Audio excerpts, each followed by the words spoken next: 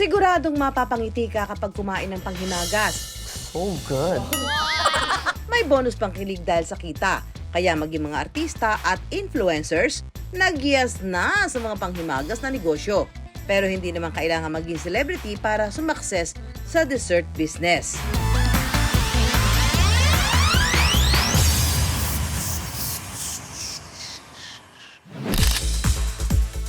Ang modelo at artistang si Maricar Reyes Poon, isa na yata sa may pinakamatamis ng ngiti sa showbiz. Pero may tatapat daw sa kanyang dimples. Itong oh so sweet cakes in a jar. Aba, syempre, i-check out ko yan. Excited na me! Excited na me!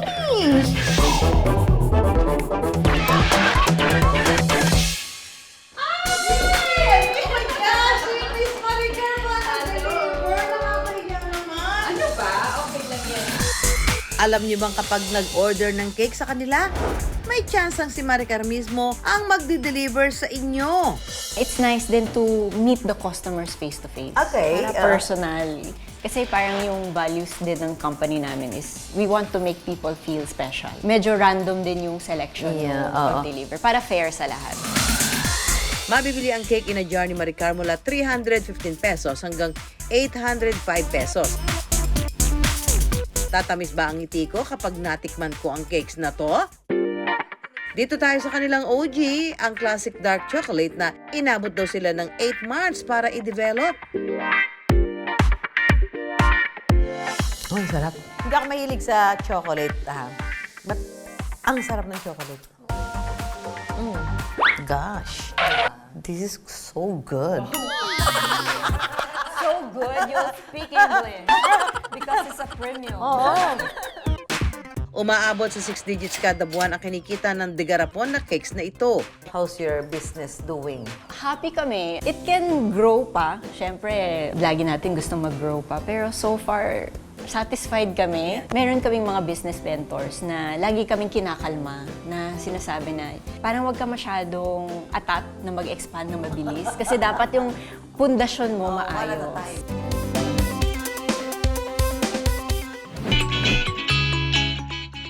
Ang tore naman ng cream puffs na ito, pangarap ng kanegosyo natin si Shena, ang naging pundasyon.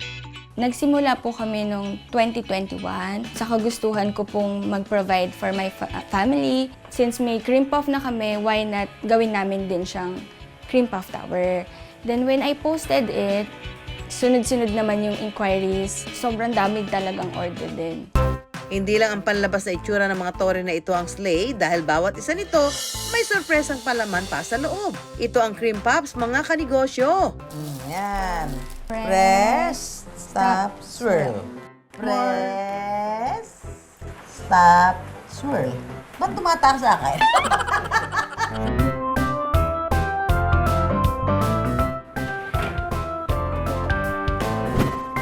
Bubutasan na ito sa ilalim at lalagyan ng filling. Pagka-dip nyo po, Ah, shake po para mag-flat siya. Shake nyo po siya pag nabaliktad. I-assemble na ito para maging aesthetic yun. at kaagaw-agaw pansin sa handaan. At pwede na ito ibenta mula 1,650 pesos hanggang 3,000 pesos. You need to try kasi hindi mo naman malalaman yung outcome pag hindi mo siya tinry. Pray hard din talaga.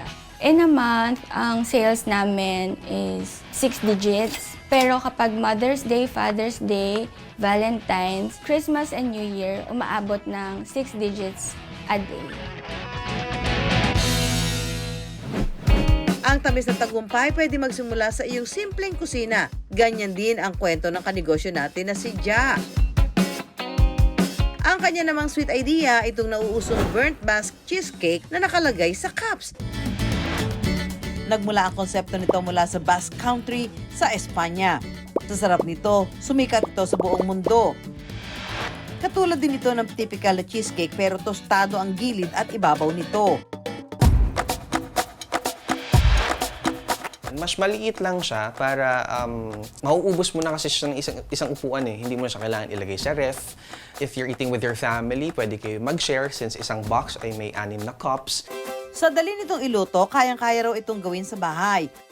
Unang step ay i-whip o batihin lang ang cream cheese.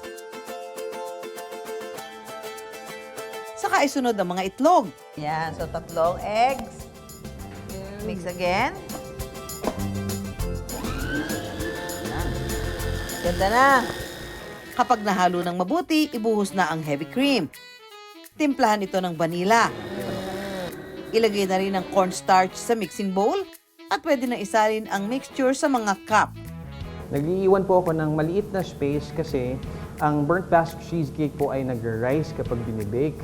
Kapag po pinuno natin, tatapon na po siya. Tatapon, Opo. oo. Masasayang po. Isa lang sa oven sa loob ng 30 to 40 minutes. Pag lumamig, pwede nang lagyan ng iba't ibang flavors. Sige, tignan natin. Unahin ko yung classic.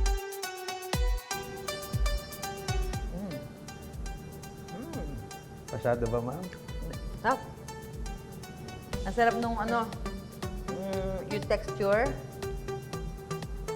Yung kunat niya. Yung tamis, tama lang. Pero sobrang lasa ng cheese talaga. 400 to 450 pesos ang kada box of 6 nito. Matamis din daw ang kita rito. Magkano kita? Monthly, umaabot po tayo ng 6 digits. Oh, di ba? Saan pa kayo, Sa di ba? bahay lang po yun, Sa ma'am. bahay lang yan. Wala kayong babayarang pwesto. Kailangan lang talaga effort. Malaki ang nag-impluensya ng social media sa mga negosyo. At hashtag relate riyan ang mag-asawang content creator na si Naomi at Manuel na ang pinapatrend online, tiramisu. Ito ang bestseller nila para sa mga bagets at young at heart.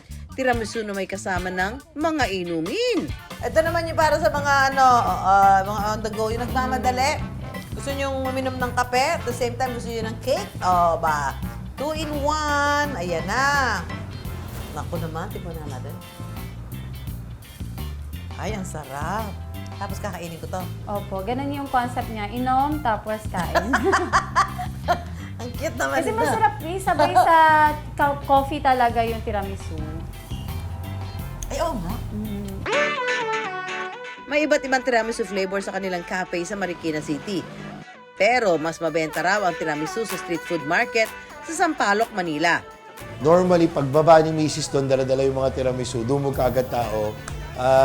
2 hours, ubus kaagad.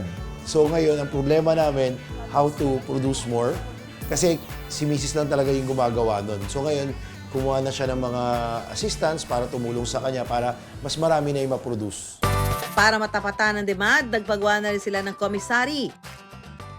Sa isang araw, umaabot ng higit 100 tubs ng tiramisu ang nabebenta nila. Sobrang laki ng naitulong na sa pagiging food vlogger namin ni Manuel. Kasi syempre, para ma-promote namin yung product namin, di ba? Binlog din namin. So, important talaga yung pagbablog sa pagbenta ng product din namin. Ang mga sweet na panghimagas, pasok sa panlasa ng lahat, bata man o matanda. Kaya kung gagawin negosyo, yas na yas ang waging-waging panghimagas.